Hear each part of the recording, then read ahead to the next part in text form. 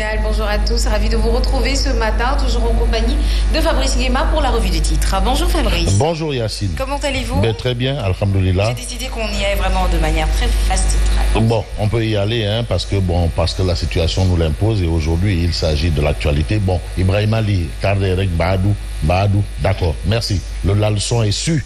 Leçon su. Merci à Ibrahim Ali, Amat. Et ce qui est sûr, c'est qu'on peut démarrer, bien entendu, avec Tribune. À la une de Tribune, on parle de Mardi horrible. Mardi horrible, c'est pour un peu évoquer l'actualité.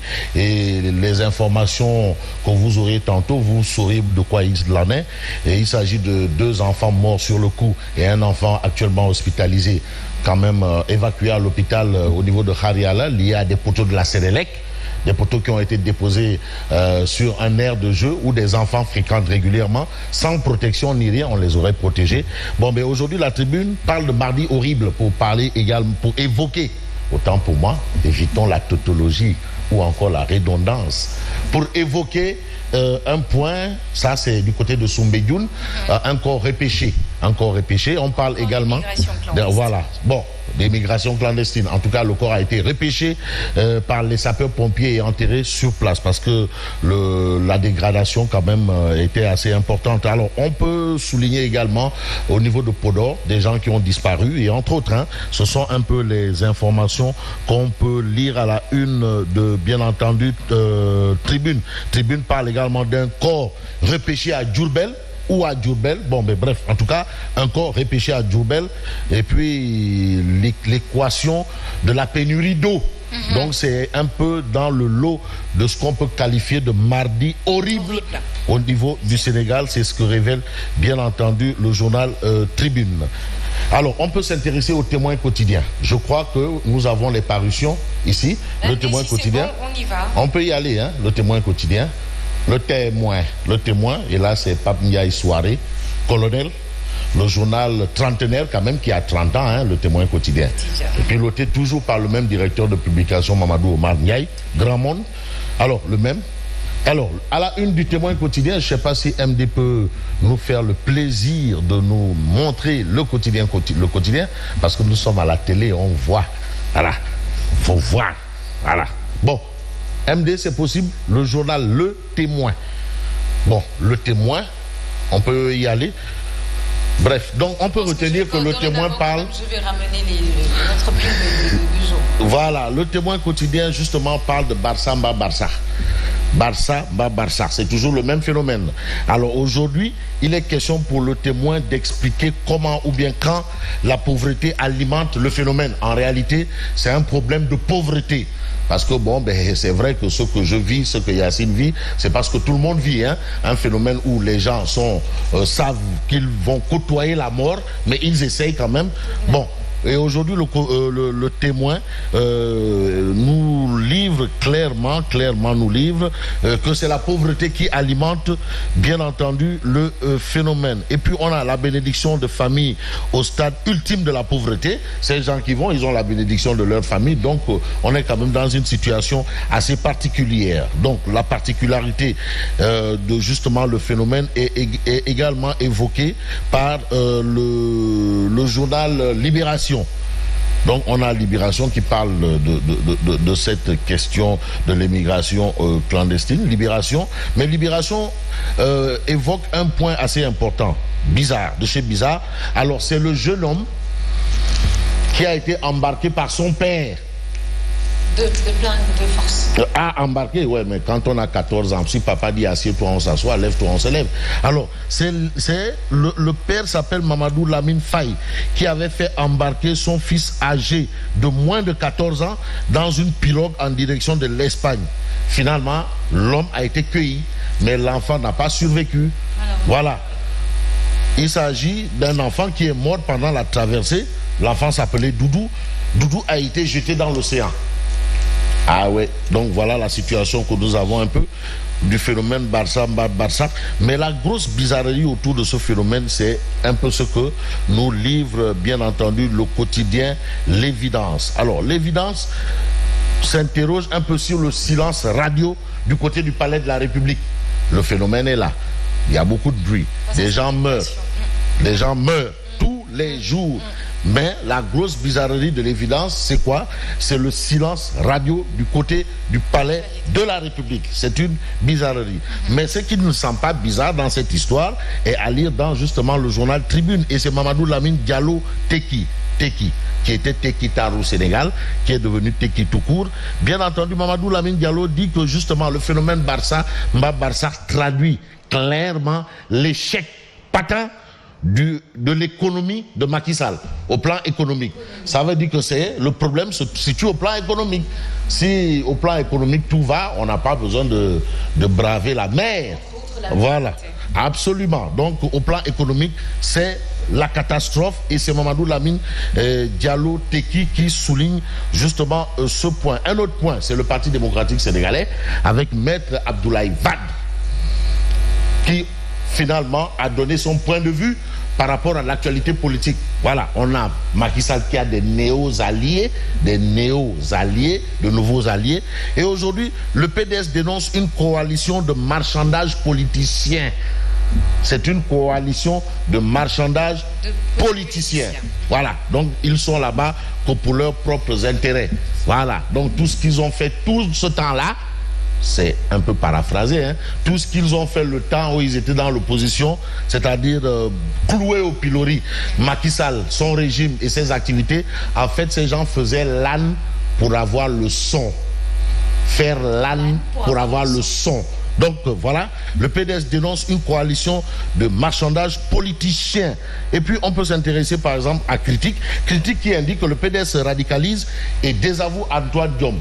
Pourquoi désavouer Antoine Diome? On sait quand même qu'Antoine Diome a quand même une histoire. C'est peut-être un monstre pour le PDS pour avoir été un des artisans de la condamnation de M. Karim Wade. Et puis il s'engage sous le drapeau Idrissa Seck Ndamal Kadior. On a le journal Direct News. Ah voilà, Critique. Enfin. Le PDS se radicalise et désavoue Antoine Diome. Je l'ai dit tantôt, on l'a évoqué tantôt, mais on peut passer à Direct News. Direct News, à la une de Direct News, il est écrit « Wade sort de son silence et brûle le nouveau gouvernement ». Et Direct News prend au mot le président, pas prendre au mot, c'est-à-dire souligne des propos de Wade, à savoir une coalition politicienne, fruit de négociations secrètes guidées par les intérêts personnels. Donc en somme, tous ceux qui brocardaient Macky Sall et qui sont aujourd'hui avec Macky Sall, quand ils s'attaquaient au régime, ils faisaient l'âne pour avoir le son. Voilà. Donc, et puis Vox Populi évoque ce point, hein, un poteau de Sénélec tue 2 enfants à Harial. Un poteau de Sénélec tue 2 enfants à Harial. C'est à la une de Vox Populi. Et puis on peut s'intéresser à un fait. C'est quoi? Et c'est bien entendu la journée des forces armées. Et quel journal qui en parle? C'est Le Soleil quotidien. Hier, il y a eu la journée nationale des forces armées. Et là, c'était le Dougoutigui Sidiki Kaba, l'homme de Tambacounda, et son griot Elhadj Bacha-Kanté, qui était à l'honneur. Bien entendu, le chef suprême des armées. En l'occurrence, son excellence Macky Sall. Parce que quand on est président, on est chef suprême des armées. Alors, les nouvelles ambitions de Macky Sall pour les armées. Ça, c'est ce que révèle bien entendu l'astre de Anne ce matin. On a vu le président quand même, au pas de charge, expliquer beaucoup de choses. Et ça a été la première apparition publique de M. Idrissa Seck. Et c'est pour cela qu'il y a un journal qui a parlé de Idrissa Seck qui va servir sous le drapeau Ndamal Kadior. Donc voilà un peu l'actualité. Et on peut retenir un fait, et c'est le journal Le Témoin. Le Témoin, parce qu'il y a Colonel là-bas, et Colonel est très au fait de l'actualité dans les armées. On a Le Témoin. Vous le voyez là, Fabrice? Voilà, d'accord. Journée des forces armées, Macky promet d'accélérer la montée en puissance de nos forces de défense et de sécurité. Maintenant, une dernière nouvelle, c'est la nouvelle adieu, la tenue kaki. Ah bon? La tenue kaki, c'est fini. Oui, mais quand même, la tenue kaki, ça nous rappelait un peu les tirailleurs, là. Non, il faut que ça arrive, il faut que ça s'arrête. On les aurait, non, ça va. La tenue kaki. Et bienvenue à la tenue vert bouteille. Désormais, les soldats seront en vert bouteille. Donc, il faut quand même changer de look. Voilà. Seul point de suspension ne change pas. Là, je reprends Alpha Blondy. Peut-être vert bouteille, peut-être. Mais de toutes les façons, les militaires étaient toujours en kaki. Et aujourd'hui, le kaki là, c'est terminé. Maintenant, on nous a amené la couleur vert bouteille. vert qui est la couleur de l'islam, vert qui est la couleur, bien entendu, de la forêt, vert qui est la couleur de la prospérité, le vert qui est la couleur de la verdure, de la vertu, et le vert qui est la couleur de la pensée que j'ai pour Yacine, pour lui dire merci. Merci beaucoup Fabrice Nguema. En tout cas, le tout dans sa revue de presse 89.5 Zik FM. Et j'en profite pour faire un gros coucou à ma badienne Tata Astougué, à tout à l'heure. Et dans quelques instants, le Flash Info.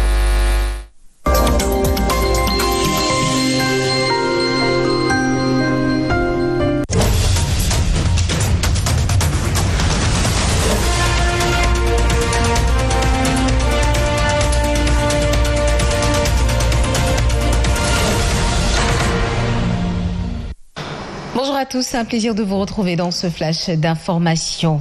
Nous n'avons pas encore fini avec les drames. Un corps sans vie d'un jeune a échoué hier sur la plage de Soumbédioune. Aucune information sur l'identité. Serait-il un candidat à l'immigration?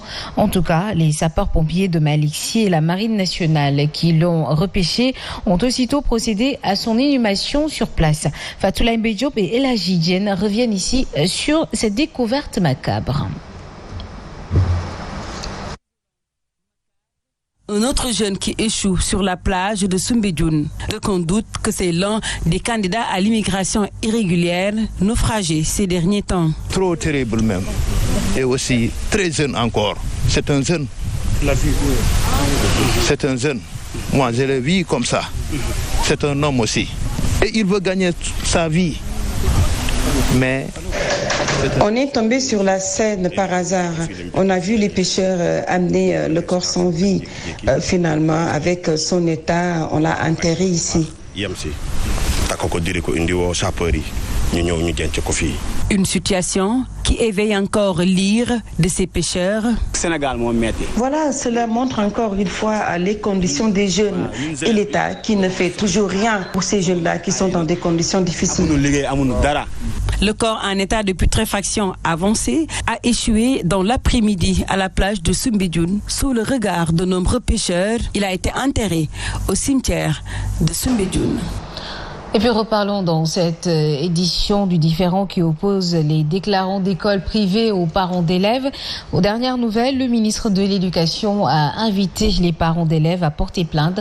Mais selon Maître Papsen, cette plainte n'a pas la chance d'aboutir car il s'agit d'un différend civil. Le président du comité sénégalais des droits de l'homme, joint au téléphone, reconnaît ne pas connaître le fond du dossier, mais il estime que c'est un différend délicat et invite justement les deux parties au dialogue. Nous l'écoutons.